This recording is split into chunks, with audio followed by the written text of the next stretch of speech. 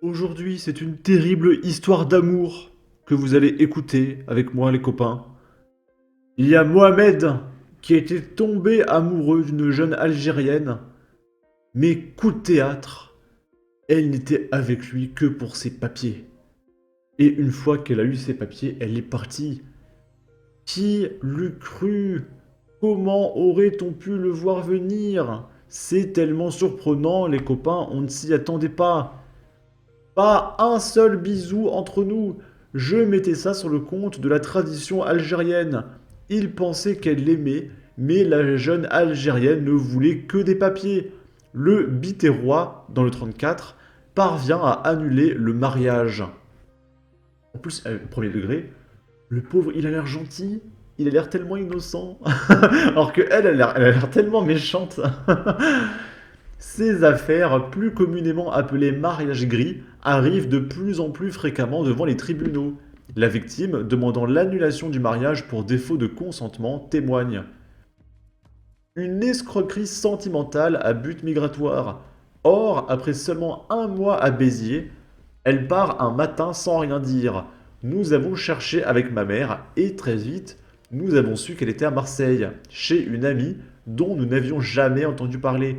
C'est là que je me suis enfin confié d'abord à mon beau-père, puis à ma mère. J'étais perdu. Ce jour-là, tout est sorti. Nous avons compris qu'il s'agissait d'une escroquerie sentimentale à but migratoire. C'est comme cela qu'on dit. Ce qui l'intéressait, c'était juste de vivre en France et d'obtenir les papiers nécessaires. Pour avancer et accuser le choc, Mohamed est suivi par un psychiatre.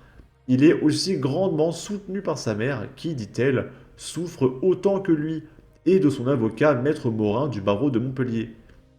Laurent Morin, avocat, c'est un vrai réseau. Le mariage gris est-il, selon vous, un réel phénomène de société? Je le pense. Il y a sur Internet des vidéos qui circulent sur certains sites ou réseaux qui sont de véritables tutos en arabe qui expliquent comment trouver le bon pigeon en français. Et s'il est handicapé, c'est encore mieux. C'est horrible. J'ai traité plusieurs affaires de ce type à Nîmes, à Montpellier et à Béziers. J'attends une décision pour aussi une demande d'annulation. Toutes mes affaires concernent des victimes hommes avec des femmes provenant du Maghreb. Peut-on parler d'un véritable réseau d'escrocs? Oui, car il y a une véritable démarche. 1. Il y a toujours 48 heures d'attente quand elles arrivent en France, avant de 2. Provoquer le premier événement, n'importe lequel, pour déposer une plainte pour violence. 3. Elles se mettent sous protection d'une association de protection de femmes battues, saisissent le juge des affaires familiales pour obtenir une ordonnance de protection. Si elles l'obtiennent, c'est le jackpot. Elles peuvent obtenir le divorce, des papiers en règle, et si l'homme est condamné, elles peuvent rester sur le territoire et obtenir la nationalité française. Aujourd'hui, la récurrence de ces affaires alerte les magistrats. Ils sont plus sévères dans l'appréciation de la preuve. Ok, il devait vraiment se sentir seul. La jeune Algérienne accompagnée de 39 ans. La jeune Algérienne, attends quoi? Jeune? Comment ça, la jeune Algérienne, elle a les cheveux blancs? Attends. La jeune Algérienne, elle a dû dire oui, j'ai 18 ans. Ce n'est pas souvent qu'un homme en est victime. Il a cru trouver son âme sœur. Lol, homme ou femme, arrêtez avec ces conneries. Tant mieux s'il a annulé le mariage à temps. On vous le dit depuis des années. Arrêtez d'aller chercher des femmes ou des hommes dans les pays du Maghreb, de l'Afrique du Sud et du Nord. Ils ne veulent que des papiers ou votre argent. Arrêtez d'être stupide, c'est pas possible, greffez-vous un cerveau. C'est triste, il a une tête de gentil garçon. Il ne mérite pas ça. Elle est amoureuse. Ok. Mais c'est vrai qu'il a l'air gentil comme tout, hein. Il a des beaux yeux. Ok. Et suite à ça, on va regarder 4 faits divers. Hop. Là, c'est Amaury Brelet, de Valeurs Actuelles, qui relaye. Entre deux fusillades, Marseille continue à s'enfoncer dans la violence. Ce vendredi, dans le 12e arrondissement, une dame de 85 ans, malade d'Alzheimer, se trouvait dans son lit quand 3 individus cagoulés sont entrés chez elle en forçant une baie vitrée, indique une source policière à Valeurs Actuelles. Elle a été maintenue en pyjama sur son lit et son domicile fouillé. préjudice estimé à 10 000 euros. La victime, qui a déposé plainte, est partie se réfugier chez sa fille à La Ciotat. Les suspects de ce vol par effraction sont en fuite, excusez-moi. Puis ce lundi, dans le 4e arrondissement, un homme de 34 ans a été agressé chez lui par un individu qui lui a asséné plusieurs coups de couteau au bras, à la tête et au thorax. La victime, connue au TAJ pour port d'armes, stupéfiants et violence sur... Ça je peux pas le dire parce qu'il y a 2 lettres qui suivent, qui sont très problématiques, ne connaissait pas son agresseur et a été transporté à l'hôpital de la Timone sans pronostic vital engagé. 2 exemples parmi tant d'autres au cours de ces derniers jours. Qu'est-ce que ça serait si notre président n'y était pas allé pour terroriser les voyous? Le Maghreb près de chez vous. Quand je pense qu'avant, dès qu'on parlait de la criminalité à Marseille, on nous accusait de stigmatiser. Darmanin dit que tout est sous contrôle. Donc pas de légalisation, bravo. Pourquoi Macron nous impose ça? Ensuite, on est à Nice. Refus d'obtempérer, encore un Naël, les copains. Il s'enfuit en voiture et tente d'écraser les policiers qui ouvrent le feu. Le suspect fait l'objet d'une OQTF et il est toujours en France. Les policiers ont fait face à un refus d'obtempérer dans la nuit de lundi à mardi sur la promenade des Anglais à Nice. Ils s'élancent dans une course-poursuite sur l'autoroute. Une course-poursuite qui s'est engagée entre une voiture et la police en pleine rue de Nice dans la nuit du lundi 1 à mardi 2 avril 2024. Cette course a débuté sur la promenade des Anglais suite à un refus d'obtempérer et s'est terminée par l'interpellation du passager à la découverte de la voiture abandonnée sur l'autoroute. Les policiers tirent sur le fuyard. Pour une raison inconnue, le conducteur pile à l'entrée de l'autoroute, au niveau de l'Ariane. Les forces de l'ordre parviennent à interpeller le passager et le placer en garde à vue, mais pas le conducteur qui reprend la route en direction de la Turbie, manquant de percuter des fonctionnaires de police. Ils font ainsi usage de leur arme de service pour tenter d'arrêter le chauffard. L'une d'entre elles doit même plonger pour éviter le véhicule. Heureusement, nous n'avons pas eu de blessés chez nous, confie une source à Actunis. Mais encore plus heureusement que le policier n'a pas réussi à toucher le mec, car s'il avait réussi à le tuer, le policier irait en prison. Il y aurait des émeutes partout en France. Mélenchon serait en train de faire une allocution pour dire que l'extrême droite a gagné.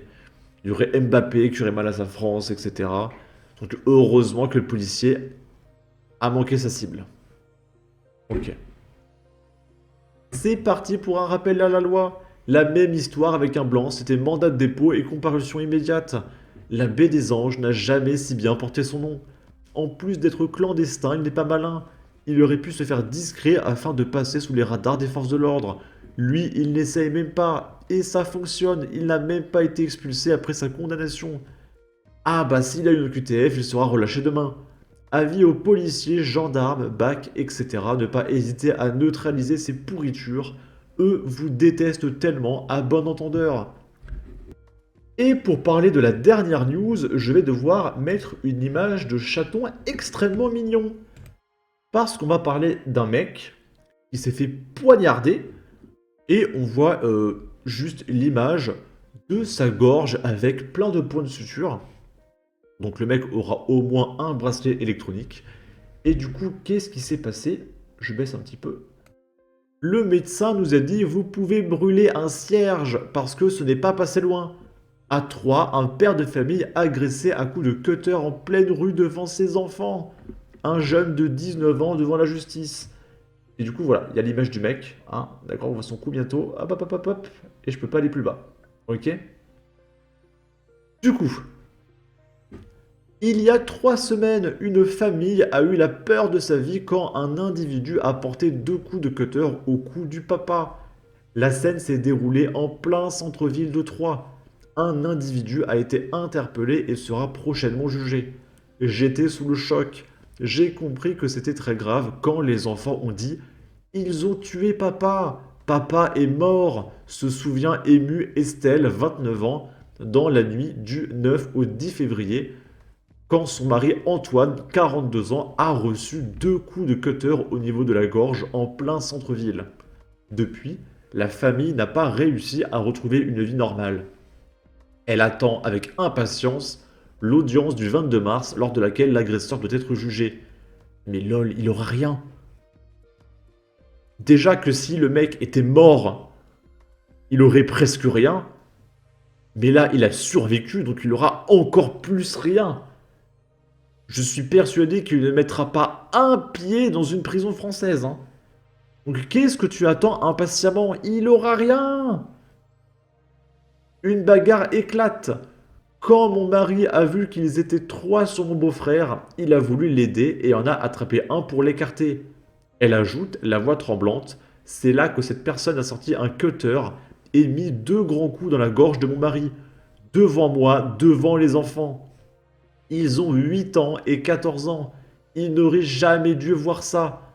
Immédiatement, les secours sont intervenus pour prendre en charge Antoine.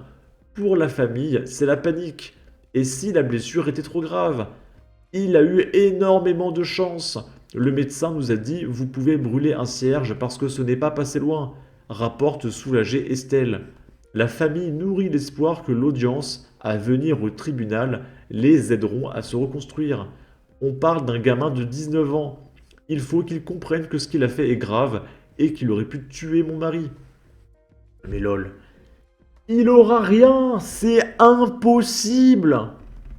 C'est impossible d'aller en prison en France si t'as pas au moins tué 3 personnes. Et là, il a survécu. Ils sont vraiment dans le déni, hein. Bon, en tout cas, n'hésitez pas à donner votre avis, votre opinion, à partager, liker, commenter. Ça aidera au référencement de la vidéo sur YouTube. Abonnez-vous, suivez-moi sur Twitter. Et à la prochaine pour de futures vidéos. Ciao.